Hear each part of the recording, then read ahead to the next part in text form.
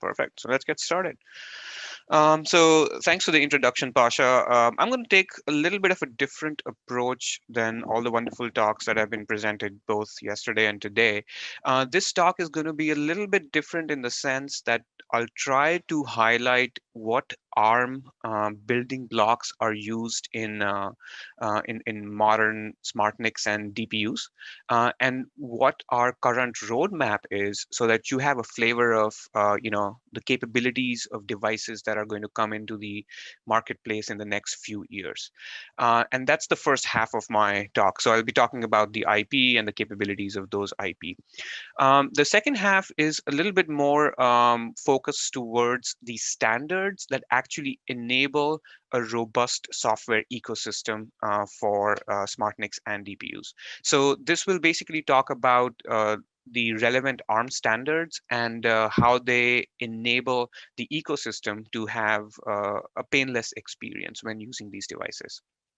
So with that background, let's quickly look at what ARM has, in store in terms of its design principles when we go and, build a piece of IP targeting different market segments. So we typically split our market segments into three broad categories, and each of these categories have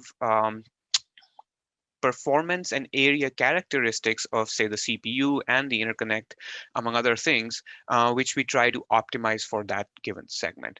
So the first segment that I want to highlight here is what we call the N series. This is essentially a segment that targets scale out performance. It's essentially what I think of as a balanced microarchitecture that tries to walk the very fine line between area and performance. So we don't want to leave any performance on the table, but we also don't want to increase area significantly. So this N series CPUs, for example, are the type of CPUs that you find in AWS's Graviton 2 instances, which is based on the N1 CPU. I'll talk about the N1 CPU in a minute. The next series I want to showcase here is called the E series. This series of IP and CPUs are designed to deliver throughput at a much higher efficiency point than the N series. So the goal here is to implement technologies like SMT for higher throughput delivery rather than single thread performance.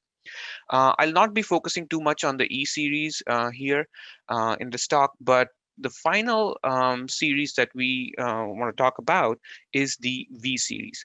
This is our highest single thread performance series with wide vector units, for example, that are very relevant in HPC space. So this is the entire spectrum of ARM infrastructure IP that eventually gets deployed in devices like SmartNICs and DPUs.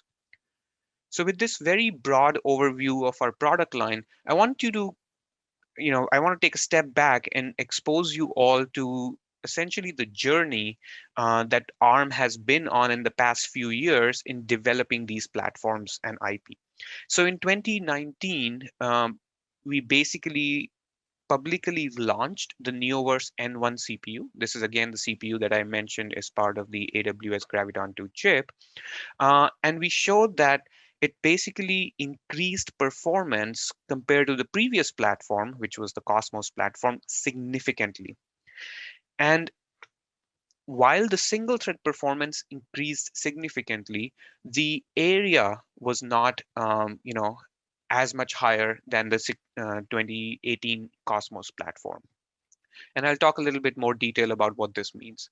But essentially, we have managed to deliver a platform in the Neoverse N1 generation that is highly performant while also being very energy efficient. And this is also one of the reasons why the N1 platform has seen significant success first in the server space, and we expect this success to continue in next generation SmartNIC and DPU type devices. So the N1 platform that I just mentioned, significantly improved performance while keeping the area constant, but you don't have to take my word for the increase in performance. You can go online to the AWS, EC2 instances and run these benchmarks yourself. And you can actually compare this to their previous generation ARM platform, which was Cosmos based, and it's referred to as the A1 instances in EC2. And you can basically see how across a very wide variety of workloads, the N1 platform improves performance by effectively factor of one, greater than one here in most of the cases. So this is essentially an eye chart to show you that the performance of the N1 platform is significantly improved compared to the Cosmos platform, and we are expecting N1 platform-based SmartNICs and DPUs to also find significant traction in the near future. Just as a matter of fact, the Cosmos platform is the most widely deployed platform today for SmartNIC and DPU devices. Okay. So from here on, I want to give you a little bit of a flavor of what we are cooking up next effectively. So I mentioned N1 platform significantly here. The next iteration of our or revision of our platform is going to be an introduction of a new CPU called Zeus in the V1 platform. We are expecting this CPU to have 50% higher single thread performance over the N1. And it will also have significant vector capabilities as noted here. We are introducing a new vector instruction set called SVE, which is designed to replace the Neon instruction set. And it adds significantly new capabilities. Some of them are around machine learning processing using things like bfloat, for example. But the real platform of interest in this forum might be the N2 platform, which is the successor to the N1 platform. We are expecting this N2 platform to also be picked up for the generation +2 SmartNIC devices. So if today we are seeing generation N devices today, for example, with the Cosmos platform, generation +1 would be N1, and these designs are in flight. And then we expect N2 to be available. The reason why I'm highlighting this here today is I want to give you guys a brief overview of capability that you can expect in Gen +1 and Gen +2 SmartNIC platforms, which will include the N1 and the N2 CPUs. So long story short, you can expect significant increase in compute capabilities from the ARM CPU cluster on the SmartNICs and DPUs that will utilize the N1 and the N2 platform. Okay. And a brief mention for the next generation is the Poseidon generation platform. And this is still in the planning stages, so not much details to show here. So this was, focused a fair bit on the CPU side of things, but I also want to give you a little bit of an introduction on how ARM thinks about the CCIX and the CXL interconnects when it comes to supporting them in our IP. So what I mean by that is there's a fair bit of confusion, typically when we talk to customers about what is CCIX used for and what is CXL used for. So this is essentially a way of giving you guys a glimpse into what you can expect from an interface perspective from ARM-based devices in the near to medium future. So the easiest way to think about this is that CCIX is essentially an internal protocol for things like coherent multi-socket across two SoCs, server SoCs, for example, or coherent packaging of chiplets in a coherency domain on the same package, essentially. And you could also imagine CCIX to be an interface when in the same package, you want tightly coupled heterogeneous compute. So think of CPUs and some accelerators, for example. So from a CCIX perspective, most, if not all, of the use cases that ARM envisions with CCIX are internal, to the multi-socket or coherency domains here. CXL is an interesting one. We basically are tracking two major use cases, and I think this should be of interest to this forum because we are expecting use cases like memory expansion and memory pooling and coherent connection of accelerators like the GPUs and the DPUs to the host SoC using CXL. So I'm not going to go into details of what exactly are hidden behind these two protocols, but I just want to give you a glimpse that as things move forward in our ecosystem, we can expect both CCIX and CXL to be used. And specifically for DPUs, CXLs are actively being looked at by our partners on how it can improve the current state of the art in DPUs and SmartNICs. So this is my last bit about the interface. And the next two slides basically kind of transition from where we are today with the N2 platform and how ARM standards can be used to effectively build a seamless software experience. So this slide talks about the N2 platform, which we are expecting, in the next few years to be productized by our partners. And I want you to focus on the middle part here, which is showing that we are expecting 12 to 36 cores of N2 for devices like SmartNICs and data center switches to some extent, and for edge and 5G use cases. So this kind of chart is just to again reinforce the point I was making previously, that we expect significant compute capabilities to be available in future generation of SmartNICs that will employ the N2 platform. Okay. So this is my last slide about our IP platforms, and I'm going to quickly give you guys an overview of how these platforms interact with standards, ARM standards specifically, and some other industry standards, such that when you boot, let's say, a standard operating system and try to bring up a software stack on a SmartNIC, effectively, what can you expect from the software ecosystem, which is enabled by these standards? So just a brief shout out to our standards team because they do a really great job at collaboratively defining the standards with the ecosystem. And we work across our partnership and all the companies in our ecosystem to create these standards.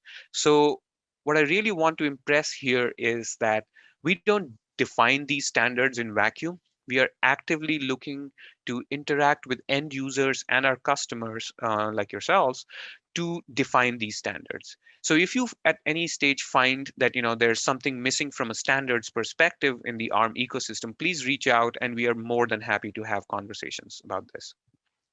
One of the biggest things about our standard efforts are that everything we do is open source, and we are firm believers in opening up our standards and their software implementations to the open source community. And we at the same time ensure that all ARM standards are in line with industry standards. And I'll talk in a little in the next slide actually what it means by working with the industry standards. So there are two specific standards that I want to highlight here. They're the Spbr, which is the server-based boot requirement, and SBSA, server-based system requirement. For a moment, just forget about the word server here, and I will tell you in a second what I mean by that or why I'm asking you to do that. But the general idea here is that we want to ensure that across all the devices that are implemented using ARM IP, the boot and server or the system architecture are relatively cleanly defined for the operating system and software stacks above that.